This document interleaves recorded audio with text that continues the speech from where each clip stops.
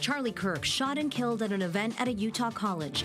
What political leaders in San Diego's conservative community are saying tonight. Today we're working for you. As a local woman says, the city will stop picking up her trash in October. Hear their response. The Cottonwood Sandmine no longer moving forward after the County Board of Supervisors shoots down the developer's appeal. Too cute for the deep sea? Meet the bumpy snailfish making waves off the California coast. Why not celebrate your 100th birthday at the YMCA? The big surprise waiting for Gene Sweetwood. CBS 8 News live at 6 starts right now. We begin tonight with what's being called the political assassination of conservative activist Charlie Kirk, whose fatal shooting has sparked condemnation from leaders across the political spectrum. Good evening, and thank you for joining us. I'm Carlo Cicchetto. I'm Marcella Lee. The 31-year-old was shot today in the middle of a debate-style event Kirk hosted called Prove Me Wrong on the campus of Utah Valley University. Authorities say the shooter wore dark clothing and fired from a rooftop on campus. Tonight, the FBI says the shooter remains on the loose. CBS 8's Steve Price kicks off our coverage tonight. And Steve, we know Kirk was close to the president and was a rising star in the conservative political landscape. How is the political community overall reacting to this tonight? Yeah, Carlo, Marcella, I did have a chance to speak with several local Republican leaders here in San Diego County, and they tell me that they praise Charlie Kirk for his willingness to have an open dialogue with young voters, especially those who disagreed with his positions. All right, you guys know how it works. We're going to do questions for a couple hours here. If I really like your answer, you get a hat. Charlie Kirk at UC San Diego in May. He posted this video to his YouTube channel today, just hours before being shot and killed on a college campus in Utah. This is not America. This should not be tolerated, and everyone needs to condemn it. San Diego Assemblyman Carl DeMaio says he met the fellow Republican and appreciated his passion to have a dialogue with young voters. A remarkable leader, such energy, what he brought, what he built. Just absolutely amazing. Several San Diego area Republican politicians shared their thoughts on social media. California Senate Minority Leader Brian Jones posting on X, "Please join me in prayers for Charlie Kirk and his family. This was a purely evil act, and this type of violence has no place in our society." County Supervisor Jim Desmond added, "Charlie Kirk is a leader and someone with an immense amount of courage. You may not agree with everything he says. You may even strongly disagree with him, but this is tragic." He is a man of faith. Paula Witzel is chair of the San Diego Republican Party. She calls Kirk fearless for going out to universities where many times his positions were overwhelmingly in the minority. One of the things I was always impressed with him is he was very knowledgeable in the sense that he really did his homework. He was able to address different concerns or questions that any student would come up with because he had actually done his homework.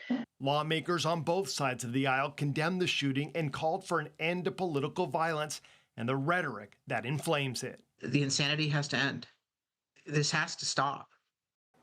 And we are not just hearing from Republicans. Governor Gavin Newsom called Kirk's murder disgusting, vile, and reprehensible. Kirk was 31 years old. He leaves behind a wife, and he also had two very young children. And the search continues for the shooter. They did have a person of interest in custody, but some developments with that? Right. When you and I were talking last hour, there was word that there was a person, what they were calling person of interest, that they were talking to, but they said after interrogating that person, they had no reason to hold them any longer, and so they went ahead and let them go. So it appears at this point that we are back to square one when it comes to finding who's responsible for Kirk's death. That part's pretty shocking at this point. I'm sure a lot of people are concerned. They need to track that person down. Steve Price reporting for us. Thanks, Steve.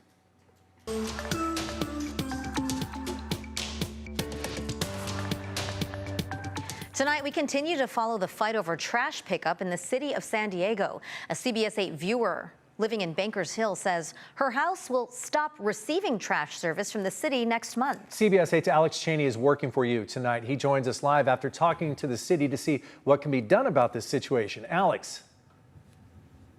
Well, the city of San Diego says that starting on October 15th, homes like these zoned in multi-family zones will not be receiving city trash services. However, I did talk to one woman. She lives on this street. She thinks her house qualifies. The city's already coming on this street to collect the trash for a single household. Wendy Johnson lives in Bankers Hill. She says starting October 15th, the city will stop picking up her trash because her home is zoned as a multi-family condo instead of the single-family zoned house down the street. Single-family homes always receive trash services. It doesn't make a lot of common sense for them to be here anyway and not collect our trash.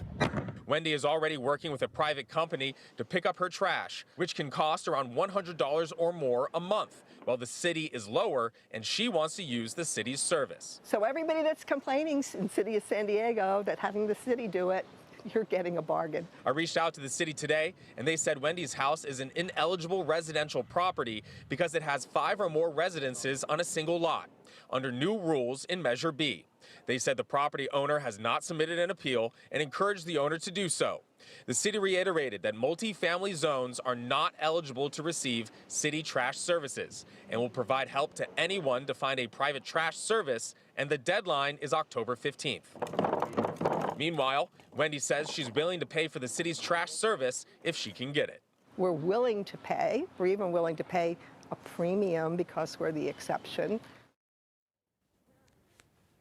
So the city says for those who are ineligible, the deadline is October 15th. However, there is going to be a little bit of a grace period, so they're going to help you transition, give you a little bit of time to get that done. However, if it takes too long, then you could be fined if you are living in one of those ineligible zones and don't quickly make that transition. Working for you, I'm Alex Cheney. Thank you, Alex. And remember, if there is something you would like us to look into, you can email us at workingforyou@cbs8.com.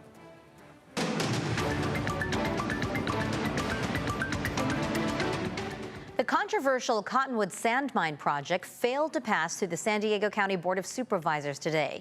The proposal was first launched in 2018 when developers hoped to build the mine near Hamul. CBS 8's Steffi Roche joins us from the County Administration Building. And Steffi, walk us through the board's decision here. This has been going for years now, almost 7 years. Right. Well, the County Board of Supervisors unanimously voted to deny the appeal. And this comes after the project failed to pass the County Planning Commission earlier this summer. Now, had this project moved forward, it would have moved to take over the site of the Cottonwood Club golf course for the Sandmine. Since 2018, East County residents have fought against the plan, citing traffic, health issues, and a negative impact on the environment. Today's meeting was packed with people speaking out against the Cottonwood Sandmine. After the meeting, I talked to one East County resident who said she was moved by the passion of the residents speaking out, and she's pleased by the board's decision. I think it's wonderful that the Board of Supervisors actually did listen to the community, because this project would be astronomically bad. There were so many presentations against this sand mine, which would harm the environment.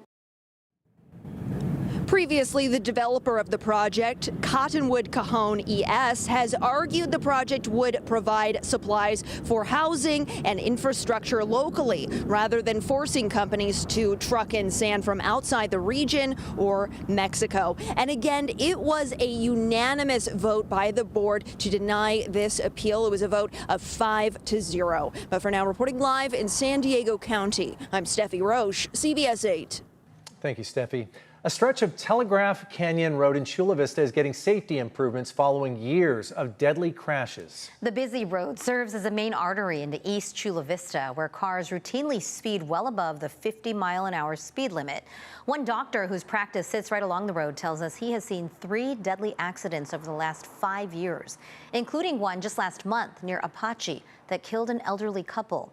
Even Mayor John McCann says he was seriously hurt on the road 13 years ago and sent to the ICU. He says enough is enough. There are so many people that will come up to me and say, yeah, it wasn't an accident, but somebody was going, 80, 90 miles per hour, and I felt if I didn't turn right or if I didn't slow down, it may have turned into a fatal accident. The city is increasing enforcement and adding new radar speed signs and yellow pylons you see right there that force right turns to prevent dangerous left turns across the high-speed traffic lanes. what we're learning about a major out-of-this-world discovery. Those details are still ahead. Plus, a San Marcos business that cremates pets closes its doors without warning, leaving dozens of families struggling to get their remains back. We're working for you to find out what's going on. But first, we introduce you to this tiny fish making big waves online. He's so cute. All right, so today was absolutely beautiful. Picture perfect day out there. We did have some passing clouds into the afternoon hours and lots of sunshine and slightly cooler temperatures. We'll take a look at how long they're going to last coming up.